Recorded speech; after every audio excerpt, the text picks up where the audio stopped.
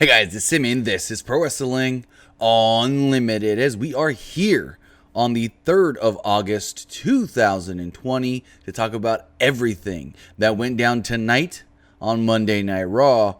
And it was an interesting show, and I'm not saying interesting in a good way because I don't really know exactly how I feel about tonight's show, to be completely honest. Also, let me fix my camera here. It's a little off. That's too high. Let's go about perfect. Actually, can even go a little more this way. All right, we're about centered. Good enough for me. So tonight's Monday Night Raw was an interesting show, from the glitch stuff, the rioters outside the Performance Center, and of course, Raw Underground, whatever that's gonna end up being. I don't know exactly kind of crap that's gonna be, but hey, it's something. And the one thing I'm gonna say here is, I mean, you can, because it to me didn't come off that great, but you can't knock them too hard for trying something new. I mean, at least they tried something new. But with that, guys, I want to remind you that if you want to help us out here at Pro Wrestling Unlimited, you can do so by either subscribing, hitting that subscribe button, giving us a subscription, and possibly even doing it for free. Yes, you heard me right. You can subscribe for free. If you have Amazon Prime, that means you have Twitch Prime. And if you have Twitch Prime, then you can subscribe to us here on PW Unlimited's Twitch channel, the PW Unlimited Twitch channel, twitch.tv/PW Unlimited. Absolutely no extra cost to you. I mean, you're already paying the $12-ish or whatever to Amazon, so might as well use that subscription they're giving you to support us here at Pro Wrestling Unlimited. We greatly appreciate it. Also, another way you can support us is by sending over some bits. We did see that Jack Dawson did donate some bits tonight. Greatly appreciated. Thank you there, sir. With that, let's get right into it. Tonight's Monday Night Raw. Tonight's Monday Night Raw did kick off with Tom Phillips, Byron Saxton, and Samoa Joe opening up the show, hyping up SummerSlam, and advertising Randy Orton and Drew McIntyre for later on in the night. And then the lights flickered, and the announcers go, "Whoa, what was that? What happened?" Not knowing what was going on. Apollo Crews went into the ring, and as he's posing on the top rope, well, the lights go out again, and you hear someone go, "Whoa, why are the lights out?" And so the lights go out, come back on. It was only a short, not a deal, before MVP comes out and cuts a promo. First match of the night is the United States Championship match. MVP said that he is the real U.S. champ. After the referee counts 3 tonight, Crews can go back to sitting in catering with Cedric and Ricochet. With it, they said that Crews has been out of action due to a neck injury suffered at the hands of MVP. No, Bobby Lashley and the whole, the full Nelson. Couldn't think of it there for a second. So the match starts out and MVP goes straight for the neck. They locked up and Crews got a takedown. MVP pulled guard, blocked it. Crews got a near fall though. The lights flickered again. Crews went to work on MVP's left arm. Lashley and Benjamin pulled MVP to the floor to protect him. I never understood why that wasn't a disqualification. If you're in the middle of getting beat up and somebody pulls you out of the ring to help you, to assist you on your behalf, I never understood why that wasn't a disqualification, or in the least bit, Benjamin and Lashley weren't thrown out. Crews then hit a tope con hilo before the commercial break on all the men. The lights flickered as we went to commercial. When we came back, MVP had Crews in a cravat. They showed a replay of Lashley tripping Crews on the apron during the break with the ref not looking, and that allowed MVP to take control. MVP used a suplex for a 2 count. MVP missed a Yakuza kick in the corner. Crews hit a crossbody off the second. As the tides turned in his favor, Crews then hit a nice spinebuster for a near fall. Crews no-sold a German suplex and hit a power bomb on MVP to pick up the victory and I guess you could say retain the United States Championship. Lashley would jump into the ring and try to go after Cruz. Cruz escaped and made his way backstage. As he went backstage, he was met by Charlie Caruso. Cruz stated that, he's back. It was hard sitting at home, especially with MVP calling himself the champion and watching that on TV with his kids saying, "But Daddy, I thought you're the United States champion." He now has both belts, the United States title and MVP's United States title. With that, he said that he's going to take the old belt and put it on his kids' wall in their bedroom so they can see it all the time. And he said it's going to be bittersweet. He said it's going to be fun walking around with the new belt that MVP paid for, kind of rubbing it in his face every week to look at what I got, your title you created. The last we saw of Apollo Crews for the night, but it wasn't the last of MVP in the Hurt Business.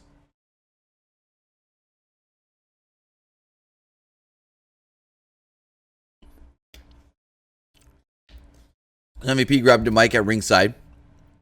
He said there was some unsafe working conditions going on here tonight. He said he doesn't care about Cruz's wife or his kids. He doesn't care. All he cares about is a rematch, and he wants a rematch for the title at SummerSlam. So here's my thing. He talked about the unsafe working conditions. Now we're assuming that those unsafe working conditions came from this new faction causing chaos. Because this wasn't the first time that this weird stuff played into something with MVP. And I was just like, okay, cool. They then showed a man who I assume was like a bouncer standing outside of a room in the Performance Center. Philip said, something's going down. And tonight, we'll learn what this brainchild of Shane McMahon actually is. There was music and lights coming from this room. Again, they had a bouncer. And they said Shane McMahon's back there. They also let us know that we're going to get Bayley and Sasha up next. So Sarah Shriver interviewed Bayley and Sasha Banks. Sarah asked if they had plans to defend their titles at SummerSlam. Bayley said that Shriver was boring and threw it to a video about Bayley and Banks. The video put over their plan to take out Kairi Sane last week as sheer brilliance. Asuka interrupted at the end of the video and started yelling in Japanese and then said that she's going to get revenge and the revenge is going to be sweet. Bayley and Banks were upset that Asuka was able to interrupt their video. They began cutting a promo on the production staff. This is when Shayna Baszler would approach them. She said that basically Sasha weaseled her way into the shot at the Women's Championship, even though Shayna's been there week after week trying to get a shot at the title. Sasha kind of just ignored Shayna Baszler before Shayna laid her out with the right hand. Also in the back, we saw Kevin Owens. Owens was shown walking around when he was approached by the Iconics. They stated, "Hey Kevin, we heard that you're hosting the KO show next. You mind if we come on there and be guests? We'd be great guests." Owens kind of looks at them and goes, "You guys are from Australia. I like you guys and all, but I already have a plan. I come prepared for my show, and I already have a guest, and it's not you two. But how about you guys drink some water? Stay hydrated." So Kevin Owens came out. He briefly mentioned Shane McMahon's here tonight, said, "I don't want to talk about all that." And then introduced his guest, Ruby Riot. Owens said that she's been kind of on a run of bad luck since she made her return. Riot said, yeah, she's only had one singles win since February, and it came against Payton Royce last week. Riot said that she's been dealing with toxic, sad broads, like the Iconics her entire life, but she's finally put Payton and Billy's iconic bullshit behind her. They bleeped out bullshit. Riot said the only thing that can make all of this better, the only thing that would make that win over Payton sweeter, would have had seeing. Let me rephrase that. I'm going too fast. Sometimes I gotta slow myself down. Ruby said the only thing that would have made that win better, made it sweeter, would have been to have had Liv Morgan there with her to celebrate. Owens said, "Speak of the devil." You bring up Liv Morgan, well, that's my other guest. He asked Liv to come out. Ruby said when she returned from injury, she came back to a WWE that she didn't recognize. She took it out on Liv. She apologized for that. She put over their matching tattoos. That was the date of their debut on the main roster. She asked for another chance at the Riot Squad. She said, "I know this isn't the same. You've changed. There's no Sarah. She's moved on to a new chapter in her life. But the two of us, we can do it. We can make it work." The Iconics would enter. They made fun of Morgan and Riot. They said they're iconic. Morgan said that she and Riot might not be friends like Billy and Payton all their lives. But one starts a riot. No one starts a riot like they can. The Iconics entered the ring. Kay and Royce slapped Owens. Owens asked Riot and Morgan for some help. Riot and Morgan attacked the Iconics as we went to commercial break. I think everyone did their best here. Everything came off pretty well. Easy, fun way to reunite Liv and Ruby. Thank you, Jack, for the bits. I really do appreciate that.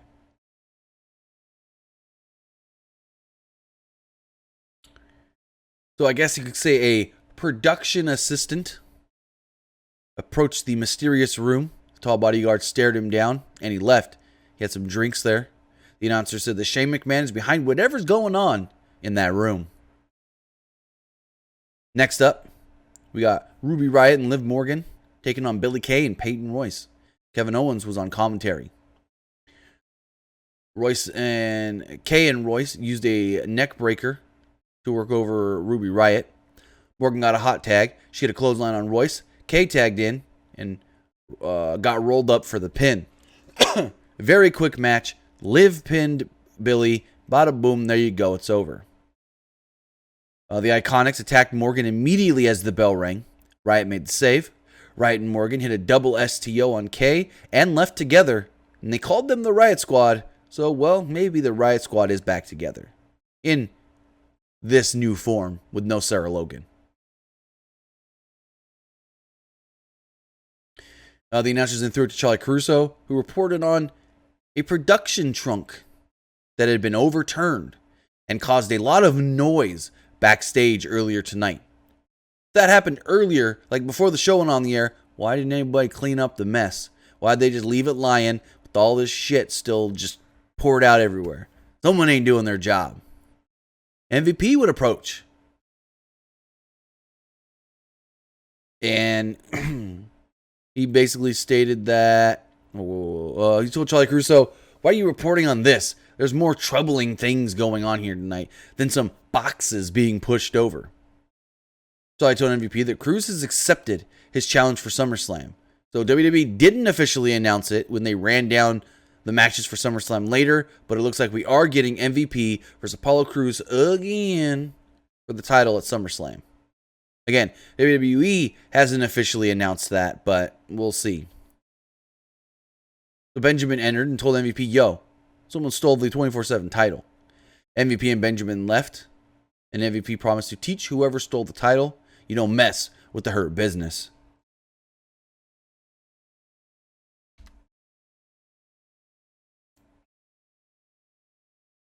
Next up, McIntyre came out for a promo. McIntyre reminded us that Orton said that he was better than Steve Austin and The Rock last week. He said that he and Orton were the same in a lot of ways. At some point in both of their lives, Vince McMahon had earmarked them for greatness, the future, the next big thing. McIntyre said the difference was that Orton was a second-generation guy who had been handed his opportunities because of it. He said that people had cleaned up the literal crap that Orton left behind, and Orton should have been fired many times, more times than McIntyre was.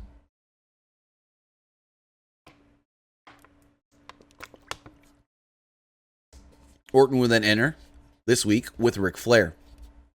He told Drew that last week he respected him, but that wasn't enough for Drew. Orton said that Drew was right. He should have been fired long ago, but he wasn't, because he is the real chosen one. Orton challenged Drew to come up with an original insult about him. Drew said that he was going to shoot with Randy. He said that he watched the Undertaker documentary. He said that Orton was the most interesting part. He said the Undertaker reached down and pulled Orton up to his level because he loves the business. Drew said that Orton had never pulled anyone up to his level in that way. Drew said he needed someone to pull him up 10 years ago when he was self-destructing and maybe crumbling as well. He said having somebody like Randy Orton just come up to him and tell him he's doing a good job would have meant the world. But Drew said Randy was a selfish prick and had a stack of recipes. And Drew had a stack of recipes to hand out at SummerSlam for guys on the roster now and in the past. I thought the delivery and all this was really, really good. I thought it all came off well. Orton came off more as a likable guy, kind of saying, hey, I know I've been an asshole. I know I've done things that should have got me fired. Oh, well. Where McIntyre, I guess you could say he whined a little bit. Oh, Randy got all these opportunities when I should have. Randy did worse things than I did and didn't get fired, but I did. It came off a little whiny to me, just gonna say it. Again, McIntyre's promo and stuff, his delivery was all good, but the stuff they made him say came off a little whiny. Nia Jax was shown talking to WWE official Pat Buck backstage. And they said that we'll hear from Nia Jax next.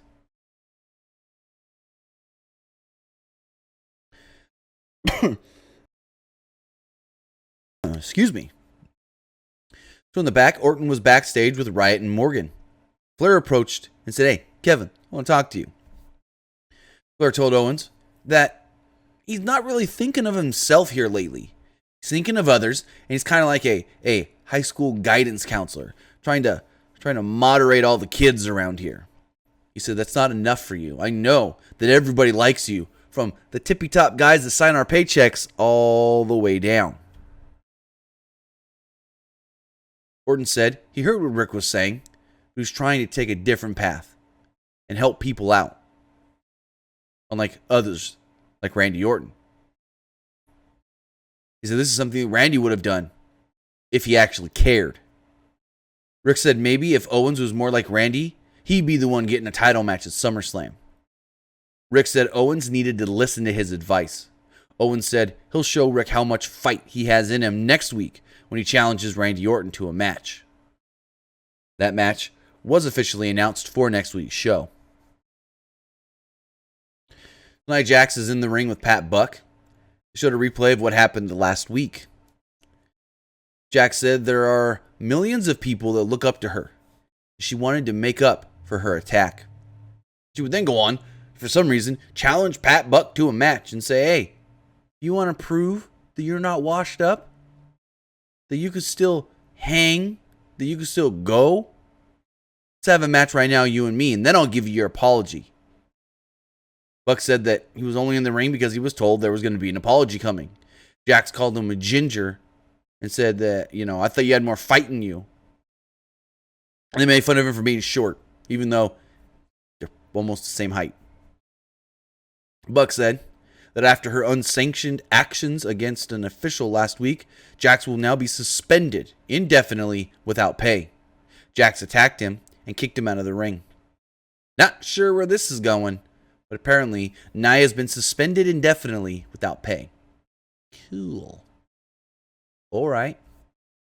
Guess it's just a way to say, Nia, we don't need you right now. We're going to write you off TV.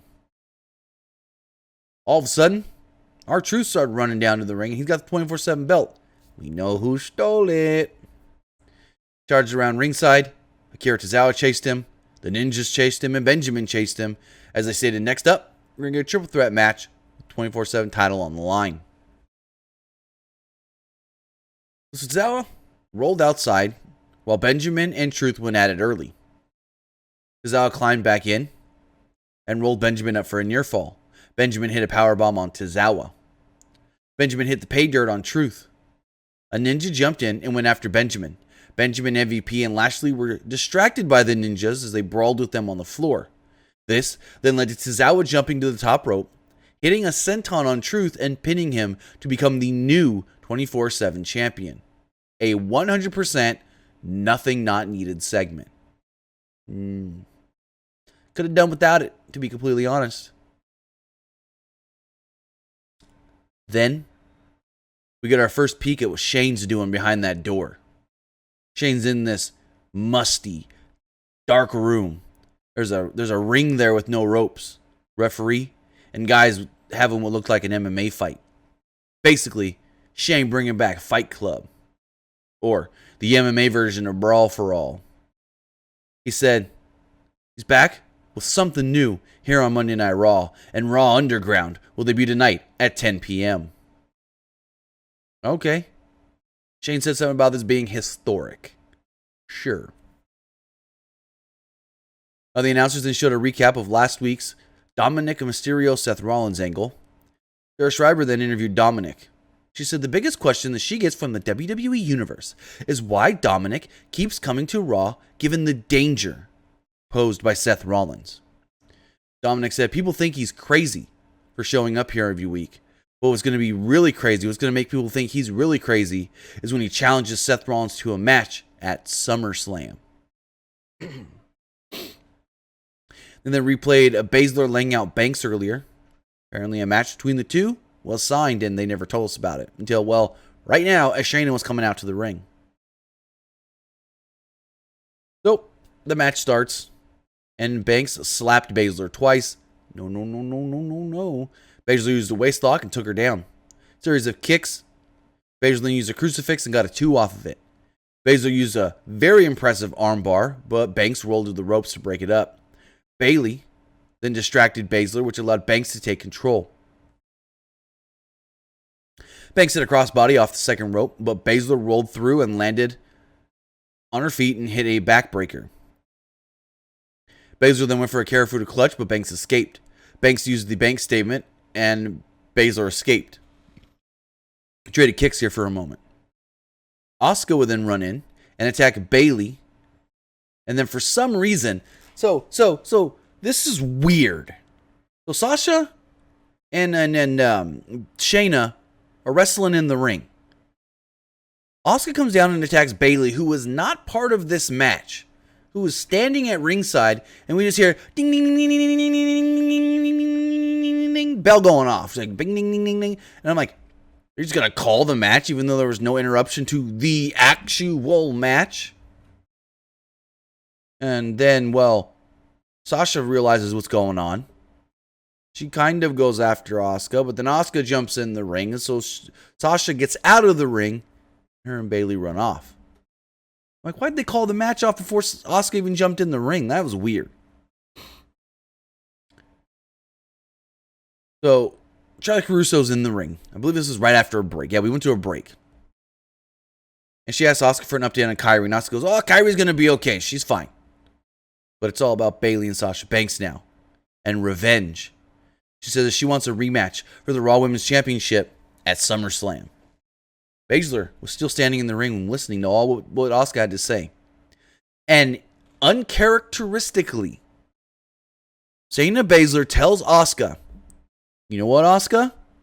I want you to take that match at SummerSlam.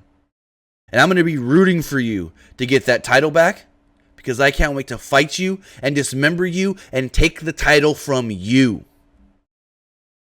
Usually, you got Shayna Baszler going, I don't care who I fight. I want to fight, and I want to fight for the belt. She's not... I thought it was going to be like, Shayna was going to say, no, Asuka. You got to go through me first. Or, I want the shot too. Let's make it a triple threat. No.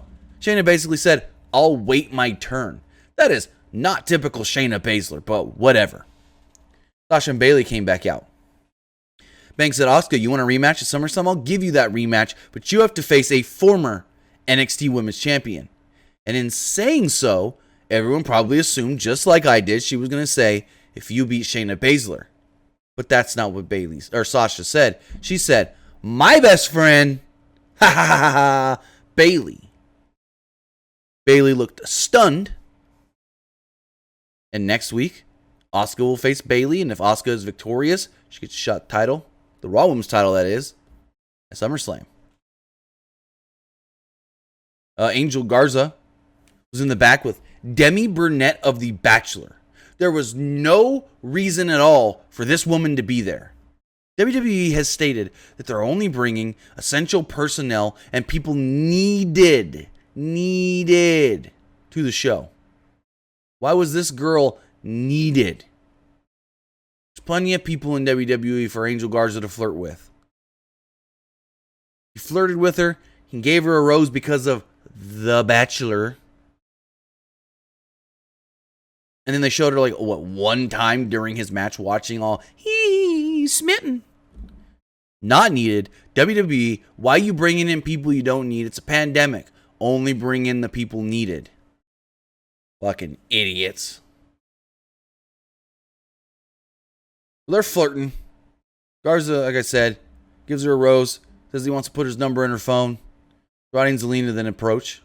Vega said she knows who Demi is and she doesn't belong here. Ding ding ding, somebody's smart. No, she doesn't belong here. Especially not during a pandemic. She said Garza and Andrade have business to attend to. She said he needs to basically focus.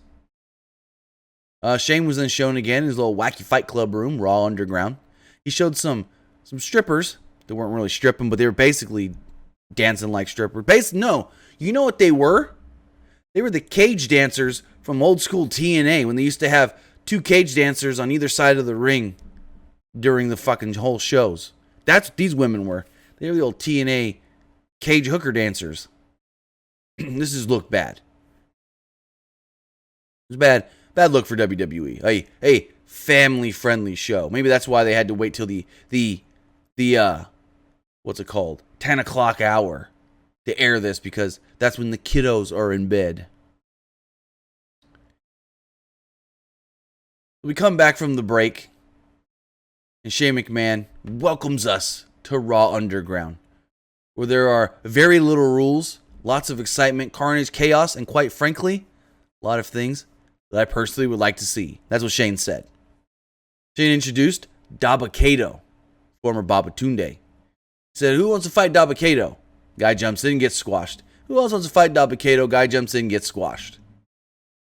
Dabba-Kato's looking for another fight. Shane goes, Dabba-Kato, you're good. We don't need you anymore. Go take a breather. Shane then said, Raw Underground. We'll be right back. The Raw announcers were then shown. Samoa Joe put over Raw Underground concept. Tom Phillips said, the quote-unquote, we understand that Shane McMahon is lining up another fight for Raw Underground. And it'll come later tonight. We're in the third hour of the show. Montez Ford and Angelo Dawkins, Street Profits, make their way down to the ring. Ford referred to Raw as the longest episodic TV show in history. He also said Angel Garza. He also called Angel Garza Andrew Garza. Not sure why. Is that his real name? I don't think so. Angel Garza. Maybe. No, his real name is Angel, which in English is said angel, if you just say it like a white person. His real name is Angel Garza. Well, I don't know why I called him Andrew. Ford and Dawkins cut a promo. Serious promo. Jimmy Too Sweet, his full real name is Angel. Hold on, I have it right here. Angel Humberto Garza Solano.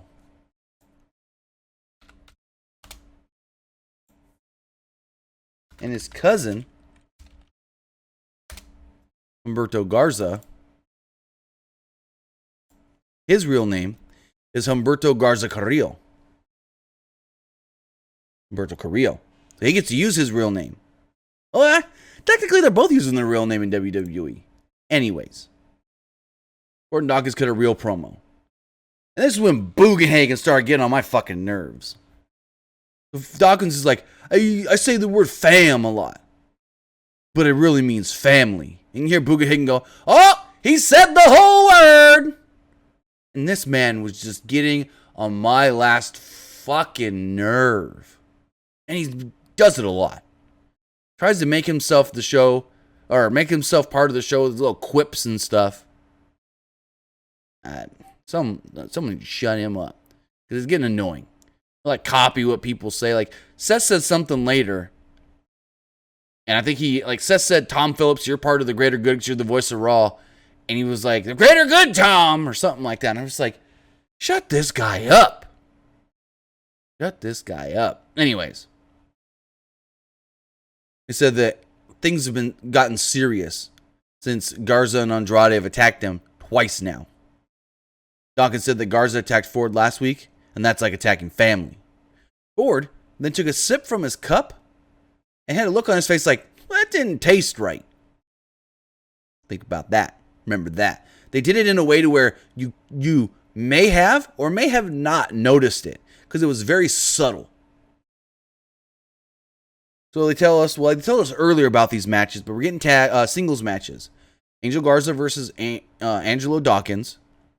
And then directly after, Andrade versus Montez Ford.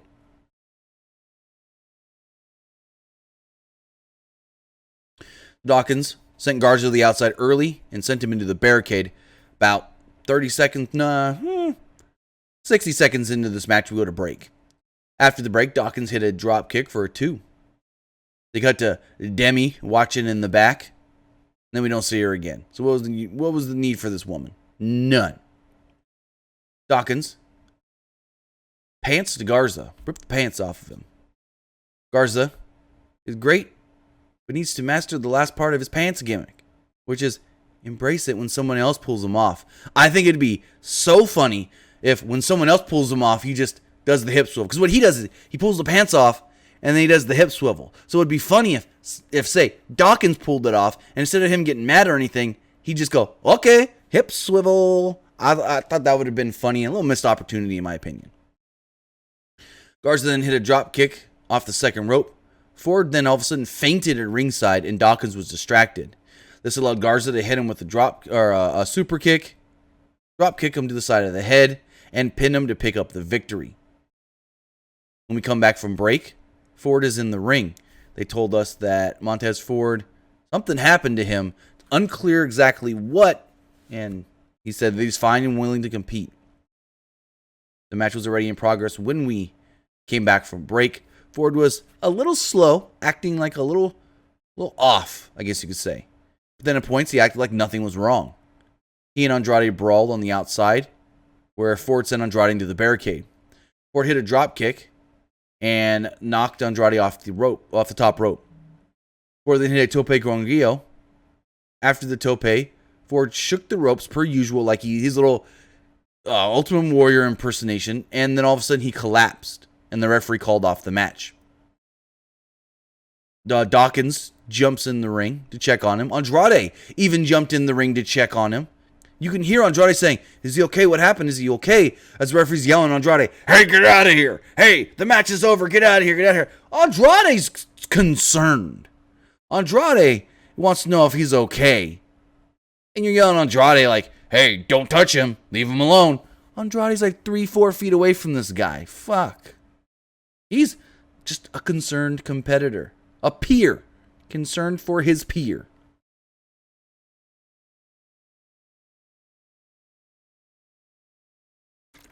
So Murphy was backstage watching a video of the attack on Aleister Black last week.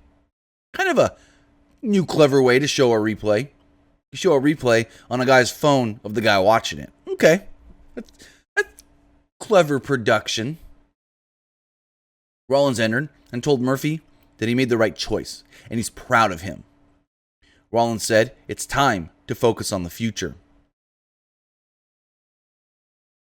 Murphy asked Rollins if he gave Dominic's challenge any thought, if he was willing to accept it or not.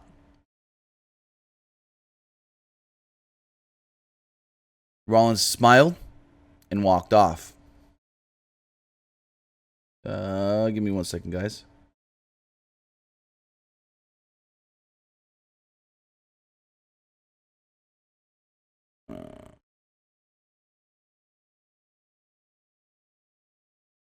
might have some news here. Give me 2 more seconds.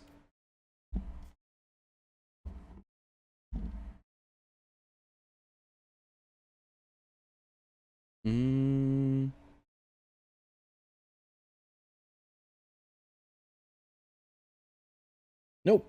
Never mind.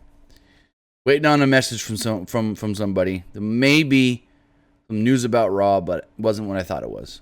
Got a different message. Random. Not the one I was looking for. Anyways, sorry about that. So after the commercial break, Shane welcomes us back to Raw Underground. He said that Eric of the Viking Raiders is taking on this tough kid. Couldn't even give him a name like Stan or Bob or Billy. Eric won via referee stoppage like most of the matches we saw here. He said there's still one more fight coming on later tonight. Other announcers talked about the weird stuff happening with Montez Ford. They threw it to Charlie Caruso outside the trainer's room. Now at this point you're supposed to maybe think, hey, was he drugged, poisoned? Something up with that drink?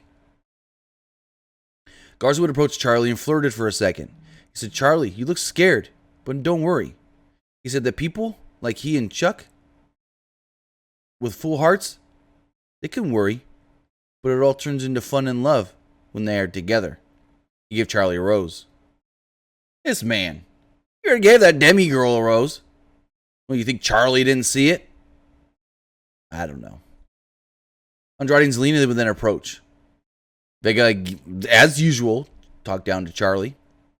Vega said that they're concerned about Montez Ford, and Andrade showed it. Andrade showed that he was concerned.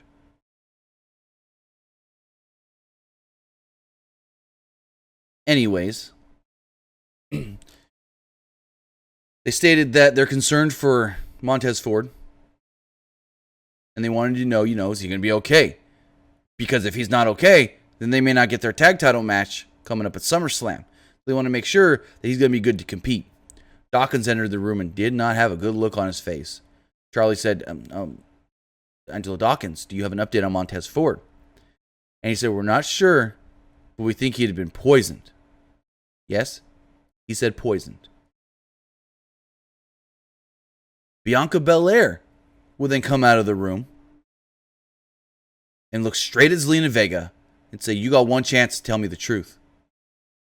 My husband's been poisoned, and I know it's probably 1, 2, or 3 of you. And Zelina, you're the brains of this operation, so it's probably you. Did you poison my husband? Don't lie to me. And Zelina's like, what are you talking about? I didn't do anything. She's being the babyface here as far as like, whoa, don't accuse me of something I didn't do. Like, she's not healing up or anything. She's kind of just like, hey, I did nothing wrong. We're concerned. We came to check on him. And Zelina takes her earrings out and says, I heard enough, and pops Zelina. Dawkins grabs her. Andrade grabs Zelina. Zelina's ready to fight. Belair's ready to fight to break them up, and that's the last we see.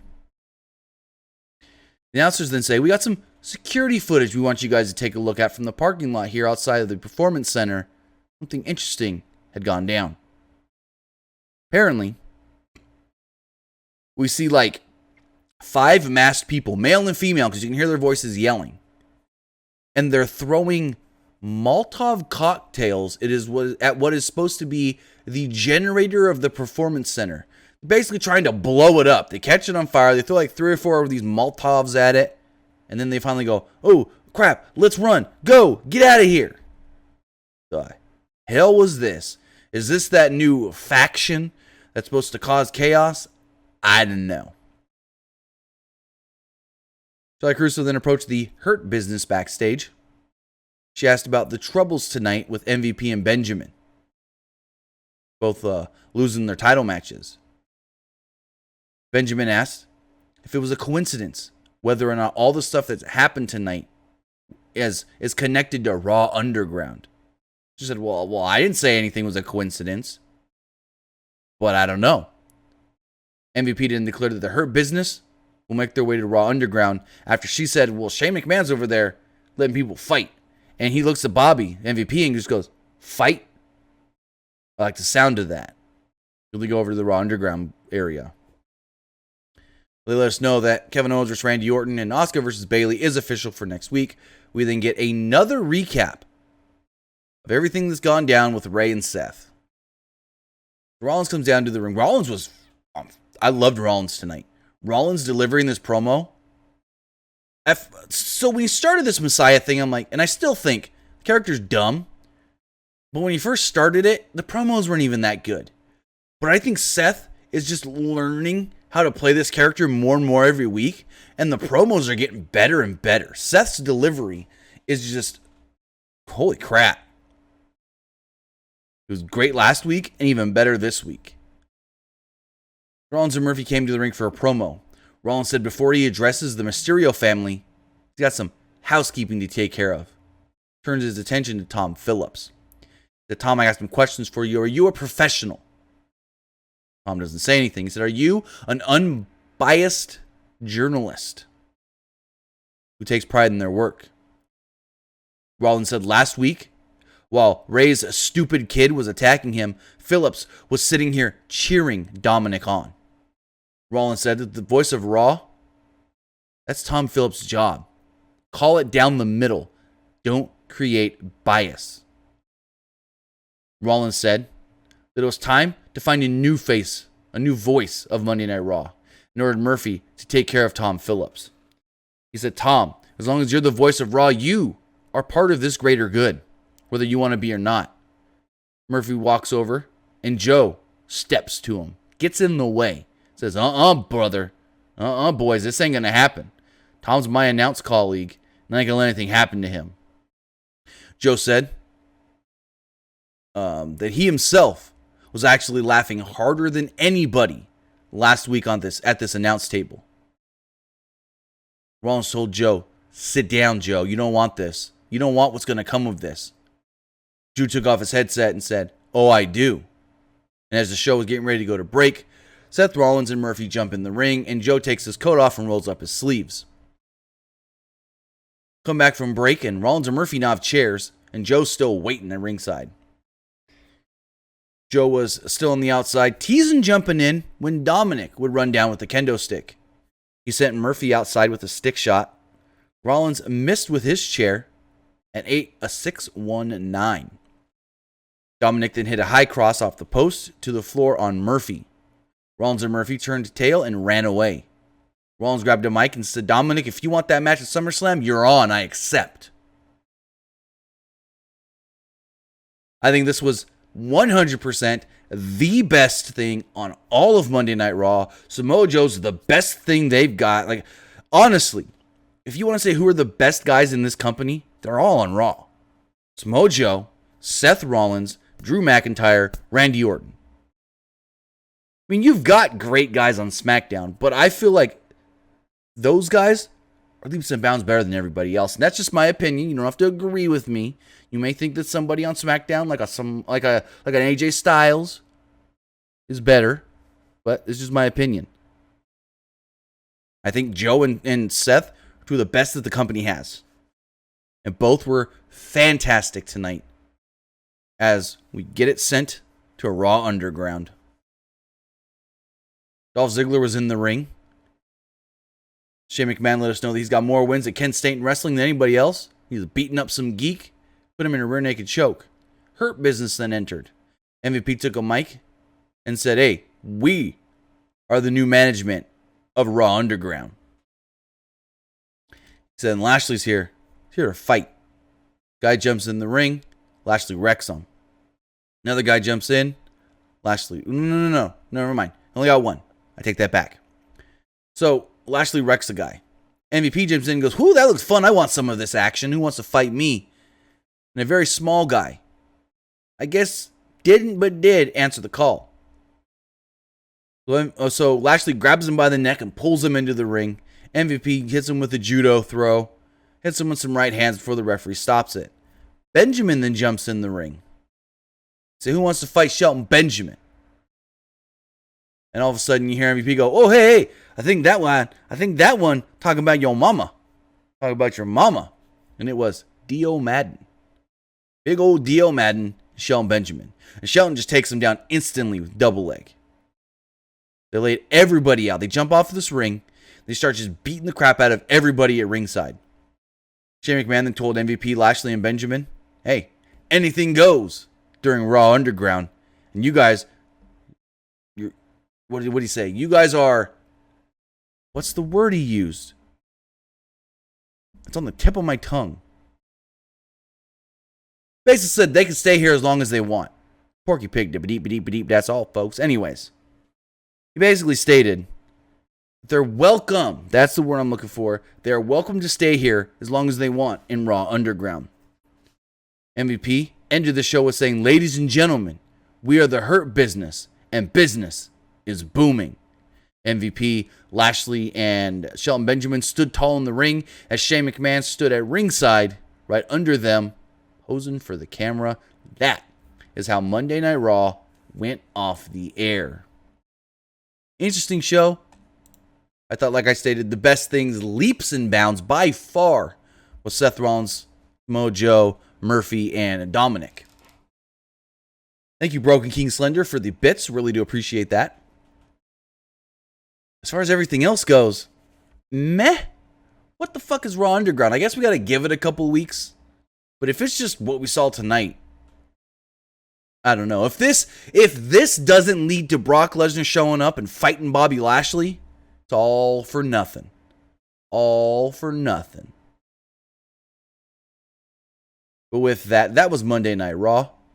Now we got some text messages to read.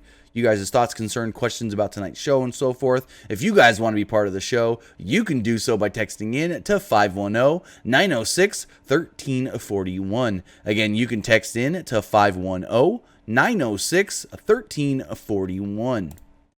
Person here states, "I thought Monday Night Raw was not the best and not the worst. It was all right. I thought the Raw Underground should have been the last whole hour of Raw. No. Honestly, who do you think were the guys throwing fire? I have no clue who the rioters were. But as far as saying that it should have been the whole last hour of the show, no. That would not have worked as a full hour. Not at all." Other person here says, "Raw was insane. I really enjoyed it." Okay. I could see enjoying aspects of tonight's show for sure. Person says, "Keep up the good work. As always, this Friday on SmackDown is Bliss and Cross still best friends. Do you see anything going forward towards SummerSlam? Plus, who do you have, Dominic or Rollins? I think it's a tough one, but it could be a good match." A lot there. As far as SmackDown goes, I don't know what they're doing with Alexa. I don't know if she's been abducted. I don't know if she's been transformed into somebody that now works for Bray Wyatt. I don't know. For our Dominic and Ray, or Dominic and Seth, I'm not going to give any prediction on that till I see how they build it. Also, Hot Rob, you can't compare this to Lucha Underground because it's nothing even close to what Lucha Underground was. Lucha Underground was, yes, an underground wrestling company, but there was rules, there were sanctioned matches, there was an authority figure who actually respected his job as the authority figure, and so forth. This wasn't just some random guy out there as the MC saying, "Who wants to fight?" No, that's not what Lucha Underground was. Just because they both say underground doesn't mean you can compare the two. Not the same at all. It's MCM says, "No faction, why WWE?" I think we did see that faction. I think the faction were those people throwing the Molotov cocktails.